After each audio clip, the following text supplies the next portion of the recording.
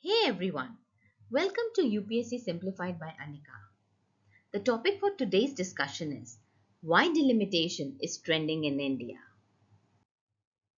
The recent defeat of the Delimitation Bill in Parliament raises a key question. Why was there such strong opposition? To understand this, it is necessary to look at how delimitation reshapes India's political map and affects representation. In this lecture, we'll break down what delimitation means, why is it controversial, and what it means for India's democratic structure. So let's get started. What is delimitation? So dear students, delimitation is the process of fixing the number of Lok Sabha and state assembly seats in states and union territories.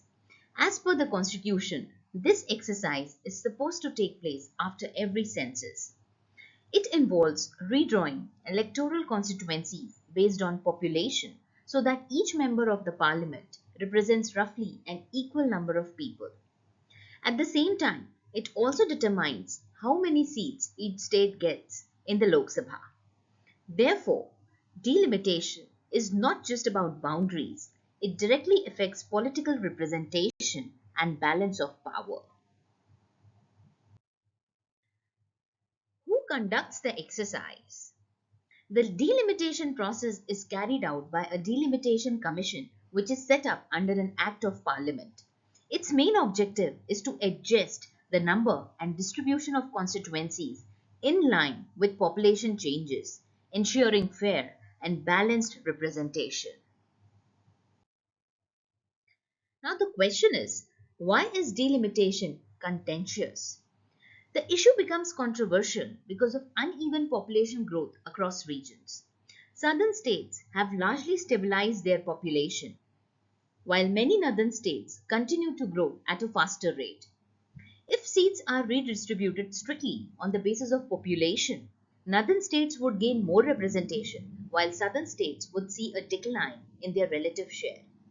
This has led to strong opposition, especially from southern leaders who argue that success in population control should not lead to reduced political influence. Thus, delimitation is not just a technical exercise, it is deeply political as it shapes representation and power distribution in the country. Now, what is the new delimitation proposal?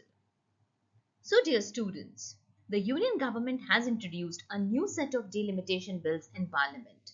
These propose three major changes: expanding Lok Sabha seats from 543 to 850, redrawing constituency boundaries across the country, and implementing 33% reservation for women, that is around 280 seats.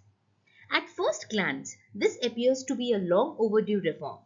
However, the core issue lies in one critical question: what population data will be used? Now let's see the population data debate. There are two possible scenarios, but the bill suggests that the government may rely on the 2011 census, the most recent available data. To understand the implications, consider a simple example. Imagine the Lok Sabha as a classroom where seats are distributed based on the number of students. A group with more students gets more seats. So if the Lok Sabha expands to 850 members based on 2011 population data, Tamil Nadu would increase from 39 to 50 seats.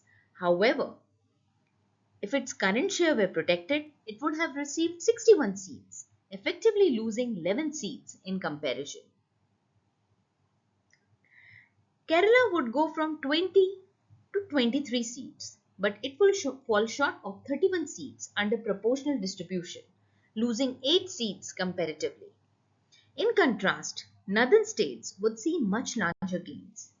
Uttar Pradesh would jump from 80 to 138 seats, gaining 58 seats, 14 more than what it would receive under a purely proportional system.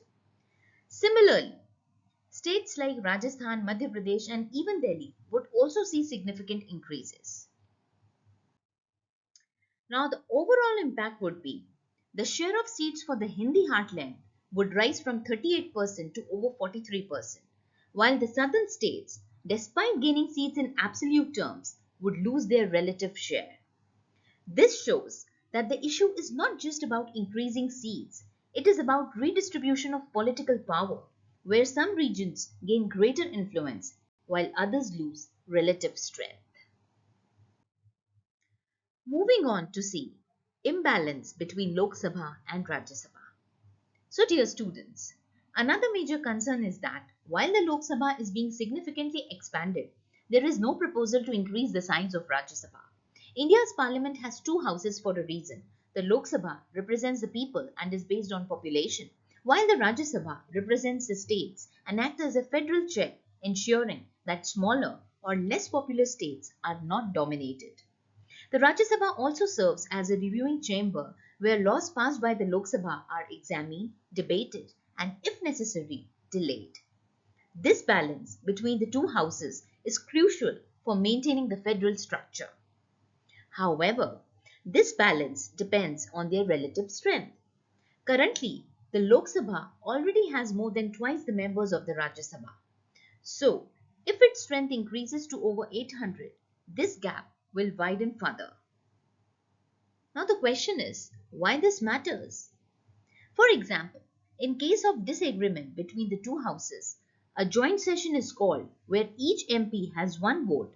A much larger Lok Sabha can easily override the Rajya Sabha.